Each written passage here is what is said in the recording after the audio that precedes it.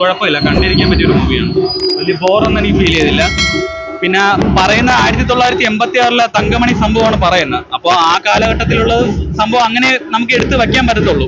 അതിൽ കൂടുതൽ visually grand ആക്കാനോ ഒന്നും പറ്റത്തില്ല. ആ കാലത്ത് എങ്ങനെ നടക്കുന്നു ആ രീതിക്കാണ് എടുത്തിരിക്കുന്നത്. പിന്നെ മേക്കിംഗ് കൊള്ളാം. പിന്നെ ദിലീപേട്ടൻ്റെ ചില ഗെറ്റപ്പും ബാക്കി കാര്യങ്ങളൊക്കെ നൈസായിട്ട് ഫീൽ ചെയ്തിട്ടുണ്ടായിരുന്നു. സിനിമാറ്റോഗ്രാഫി അത് എടുത്തു പറയേണ്ടതാണ്. ചിലതൊക്കെ ഭയങ്കര നന്നായിട്ട് ഫീൽ ചെയ്തിട്ടുണ്ടായിരുന്നു. ഞാൻ ഈ ഉടലിന്റെ ഡയറക്ടർ എന്നുള്ള പ്രതീക്ഷയിലാണ് പടത്തിൽ കാണാൻ വന്നത് തന്നെ. കാരണം മേക്കിംഗ് അങ്ങനെ പുലിയാണ് അയാൾ. അതുകൊണ്ട് ആ രസം അതുകൊണ്ട് ഇതും ഗംഭീരാവെന്ന് വിചാരിച്ചാൽ മേക്കിംഗ് കുഴപ്പമില്ല. പഴയ കഥയുടെ കുറെ ഒക്കെ കാണിക്കുന്നുണ്ട്. നല്ല പടം, നല്ല പടമാണ്. ഇത് നമ്മുടെ 1984 ആ കാലഘട്ടത്തിൻ്റെ ഒരു കഥയാണ്. ഒരു ബസ്സുകാരനും ഒരു ഗ്രാമത്തിലെ മൊത്തം പ്രശ്നം പറ്റുന്നതാണ്.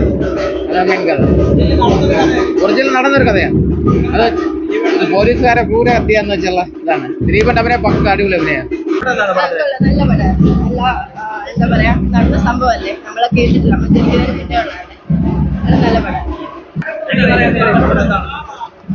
ഇഷ്ടപ്പെട്ടു. നല്ല സ്റ്റോറി ഉണ്ട്. ദിലീപേട്ടൻ്റെ മാസൊക്കെ ഉണ്ട്. അത്യാവശ്യം ഫൈറ്റ് ഒക്കെ നന്നായിട്ട് തന്നെ ഉണ്ട്. ഇമോഷണലി പാക്ഡ് ആയിട്ടുള്ള ഒരു മൂവിയാണ്. അത്യാവശ്യം ലേഡീസ് ഒക്കെ വരാണ്ട് നല്ല ഇമോഷണലി അവര് ഫീൽ ആവും. അങ്ങനെ ഒരു സൂപ്പർ പടം. അതെ അതെ, ഓഫ് കോഴ്സ്. അത് പണ്ടുണ്ടായിരുന്ന പല കാര്യങ്ങളും തന്നെയാണ് ഇപ്പൊ കാണിച്ചേക്കുന്നത് നമുക്ക് തോന്നും. അത് പടം കാണുമ്പോൾ തന്നെ മനസ്സിലാവും. ദിലീപേട്ടന്റെയും മാസ്മരികമായിട്ടുള്ള പ്രകടനം, അതാണ് തങ്കമണി എന്ന് പറയുന്ന സിനിമ. എല്ലാവരും തിയേറ്ററിൽ വന്ന് കാണുക. തിരുവനന്തപുരക്കാരൻ എന്നുള്ള രീതിയിൽ അഭിമാനിക്കാം. കാരണം അസീസ് നെടുമങ്ങാട് എന്ന് പറയുന്ന ചെറുപ്പക്കാരന്റെ മാസ്മരികമായിട്ടുള്ള അഭിനയം. 4-5 സീനേ ഉള്ളൂ. അദ്ദേഹത്തിന്റെ കീടിലം പെർഫോമൻസ്. സിനിമയെ കുറിച്ച് വേറൊന്നും പറയുന്നില്ല. ആ പെർഫോമൻസ് കാണാൻ മാത്രം 100 രൂപ കൊടുത്ത് ടിക്കറ്റ് എടുക്കും. നന്നായിട്ട് ചെയ്തിട്ടുണ്ട് ദിലീപ് അടിപൊളിയായിരുന്നു. നല്ല രസമുണ്ടായിരുന്നു. ഒരു ഇടവേളയ്ക്ക് ശേഷം ദിലീപിന്റെ നല്ലൊരു പടം തന്നെയാണ്. കുടുംബ പ്രേക്ഷകരെ കാണാം.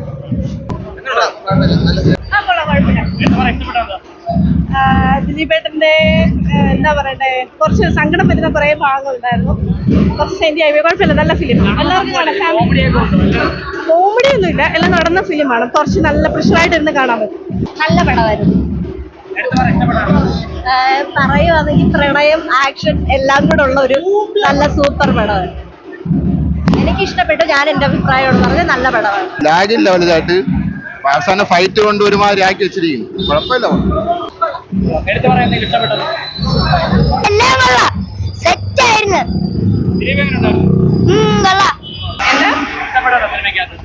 സിനിമയ്ക്കകത്ത് നടന്ന സംഭവമില്ലേ, അപ്പോഴ് അതിൻ്റെതായ രാഷ്ട്രീയവും പോലീസുകാരും അത് കുറച്ച് എടുത്ത് കാണിച്ചിട്ടുണ്ട്.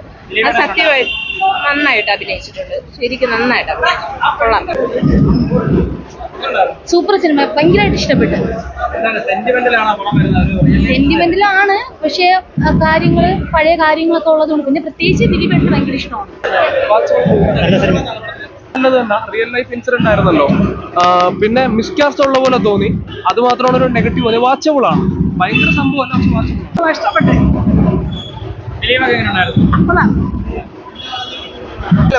ആവറേജ്. സെക്കൻഡ് ഹാഫ് കൊള്ളാം.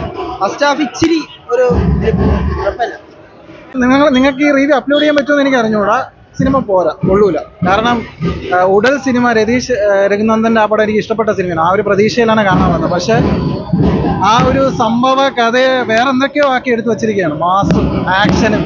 ദിലീപ് ചെസ് മോഡാണ്. ചെസ് ഉണ്ട്, പഴയ ഒരു ചെസ് ദിലീപിന്റെ. ആ റിവെഞ്ച് മോഡാണ് ദിലീപ് ചെയ്തിട്ടുണ്ട്. ഇമോഷണൽ സീൻസ് ചെയ്തിട്ടുണ്ട്. പക്ഷെ കാസ്റ്റിംഗ് ഒക്കെ ഭയങ്കര മോശമാണ്. ഇഷ്ടപ്പെട്ട ഫൈറ്റ് സീൻ എനിക്ക് ഓക്കെ ആയിട്ട് തോന്നി. എനിക്ക് നല്ല ഇഷ്ടപ്പെട്ടു. വേറെ പ്രശ്നങ്ങളൊന്നും പറയാനില്ല. അതെ റിയൽ ലൈഫായിട്ട്.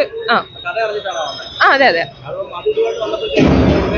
അല്ല, ഞാൻ എക്സ്പെക്ട് ചെയ്തതിനെ കാട്ടി കൂടുതലായിട്ട് എനിക്ക് കിട്ടിയിട്ടുണ്ട്.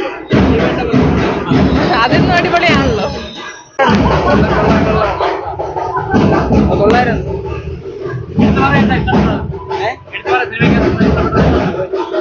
പഴയ ഒരു കാലഘട്ടത്തിന്റെ സിനിമയായിരുന്നു.